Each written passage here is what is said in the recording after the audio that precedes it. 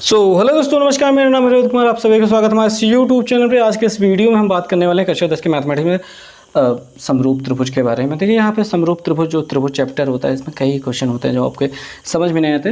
ये त्रिभुज चैप्टर ही नहीं समझ में आता है, तो इसको लेकर के मैं एक क्वेश्चन आपको समझाने वाला हूँ। ये तीसरा वाला क्वेश्चन, ठीक है। देखिए मैंने वैसे ऑलरेडी पूरा ये बनाया हुआ है प्रश्नावली, आप देख सकते हैं। मेरे पास पूरी प्लेलिस्ट बनी हुई है, ठीक है।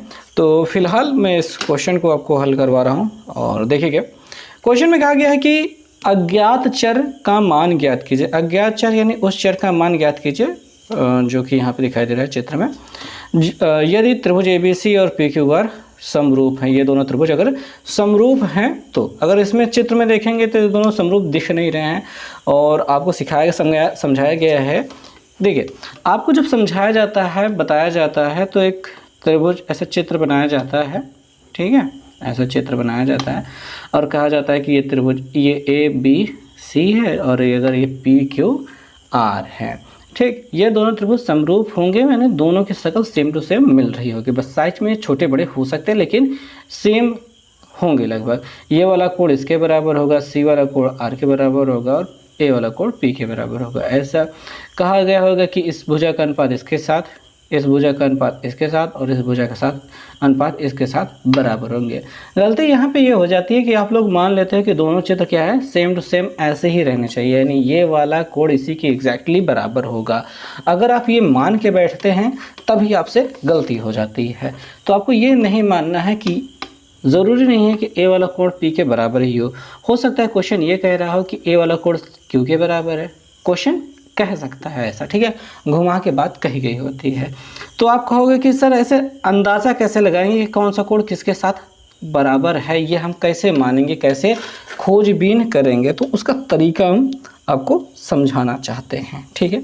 समझिएगा कैसे समझना है, यहीं पर क्वेश्चन में ही आंसर दिया गया होता है। समझने का तरीका क्वेश्चन में ही दिया गया होता है। अगर उसको आप ध्यान से मतलब एक बार देख लेते हैं तो आपको समझ में आ जाता है। क्या है क्वेश्चन में, आपको ये वाला त्रिभुज इसके साथ समरूप दिया गया है। क्या दिया गया है कि त्रिभुज ABC जो है वो समरूप है किसके साथ, त्रिभुज PQR के साथ समरूप है। अर्थात A वाला कोण P के बराबर है, B वाला कोण Q के बराबर है, C वाला कोण R के बराबर है। और भुजाओं का अनुपात अगर लिया जाए तो AB PQ हो जाएगा, BC QR हो जाएगा और AC PR हो जाएगा। यहीं से देख करके सारे भुजाओं मतलब कोण सभी बराबर करने हैं, भुजाओं के अनुपात सभी यहीं से लेने हैं। यहाँ से देख कर अगर आप अंदाज़ा लगा के रखेंगे तो कुछ समय मतलब ज़्यादातर मामलों में सही हो जाता है। मैं कह नहीं पाया, ज़्यादातर मामलों में आपको सही मिलता है, लेकिन एक आध दो क्वेश्चन ऐसे होते हैं जिसमें ये मिसमैच होता है, आगे पीछे होता है, ऊपर नीचे होता है, दाएं बाएं होता है। और ऐसी स्थिति में आपको आंसर नहीं मिल पाता है तो उसके बाद परेशान हो जाते हैं कि समझ में नहीं आ रहा है कि ऐसा हो क्यों रहा है। तो चित्र को देख करके भुजाओं के नाम अनुपात लिखने की आवश्यकता नहीं है, ज़्यादा ना विचार करें। जो दिया गया होता है उसको देखेंगे तो एग्जैक्ट आंसर तक आप पहुँचेंगे। अगर ये दोनों समरूप हैं तो थेल्स प्रमेय ये कहता है कि AB अनुपात PQ। थेल्स प्रमेय तो नहीं कहता है, ये तो आधारभूत समानुपातिकता प्रमेय, सॉरी थेल्स प्रमेय ही तो होता है। ये समरूपता का प्रमेय कहता है कि समरूप है तो इनके भुजाओं के अनुपात बराबर होंगे, ठीक है। तो AB PQ ले लिया है, BC तो हम QR ले लेते हैं और AC या CA लिख लेते हैं, CA तो RP लिखेंगे, RP। जैसे हमने CA लिखा वैसे RP लिखा, ठीक है। अब आगे बढ़ते हैं, बात को बढ़ाते हैं। AB कहाँ है, यहाँ दिखाई दे रहा है X लिखेंगे। PQ, P कहाँ है, ये है, Q यहाँ है, कितना है 4.8, ऐसे लिखेंगे, ठीक। बराबर BC ये दिखाई दे रहा है, BC 2।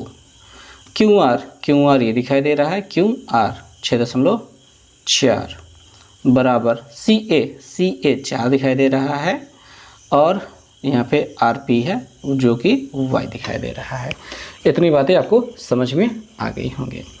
अब अगर आपको समझ में आ चुकी है बातें तो आगे बात को बढ़ाएंगे कि ऐसी स्थिति में हम केवल दो लोगों को आगे लेके बढ़ेंगे क्योंकि इसमें y नहीं है, यहाँ गिनती यहाँ गिनती यहाँ गिनती, यहाँ पे केवल x है। तो x अपन 4.8 बराबर 2/6.4 ऐसा लेके चलेंगे। अब हमें थोड़ा सा बदलना पड़ेगा। ओके, तो इसको यहाँ लिखते हैं, x बराबर डायरेक्ट लिखते हैं 2। देखेंगे ये जो नीचे है वो ऊपर चला है, गुणते 4.8 हो गया, गुणते 4.8 हो गया, नीचे 6.4 हो गया, दशमलव हटा दीजिए। ठीक, 2 से काट दीजिए, 2 3 6, 2 2 4 हो जाएगा। फिर 2 से काट दीजिए 16 मिल जाएगा, 2 से काट दीजिए यहाँ पे 24 मिल जाएगा। 8 दूनी 16, 8 3 24, 8 दूनी 16, 8 3 24, ये हो गया। ये 3/2 दिखाई दे रहा है, 2 से अगर भाग देंगे तो 1.5 होता है। भाग देना आता है ना, 2 से भाग देना 3 को, यही मिल जाएगा, तो वही लिख दिया हमने। अब हम क्या करेंगे, इन दोनों को साथ में लेंगे, यानी हम 2 जो 6.4 है बराबर 4/y करेंगे, ये वाला हिस्सा। ठीक है, इस y को ऊपर भेज देते हैं, 2y, ठीक है, बराबर 4 गुणते इसको इधर भेज देते हैं, कहाँ पे 6.4, नीचे से ऊपर पहुँच गया। अब y बराबर क्या कर दो, ये 4 गुणते 6.4 है, बटे 2 कर दो, 2 से भाग कर दो, 4 को कट जाएगा। फिर y बराबर 2 से गुणा करा दो, 2 चौके 8, 2 6 12, ये आंसर हो चुका। और ये भी आंसर है, x बराबर 1.5 भी आंसर है। तो दोनों ही आंसर आपको मिल चुके हैं। उम्मीद करता हूँ जो मैं समझाना चाह रहा था आपको वो समझ में आया होगा, और क्वेश्चन तो हो ही गया है। उम्मीद करते हैं सब कुछ बढ़िया से समझ में आ गया। मिलते हैं नेक्स्ट वीडियो में, अभी के लिए बस इतना ही। Thank you.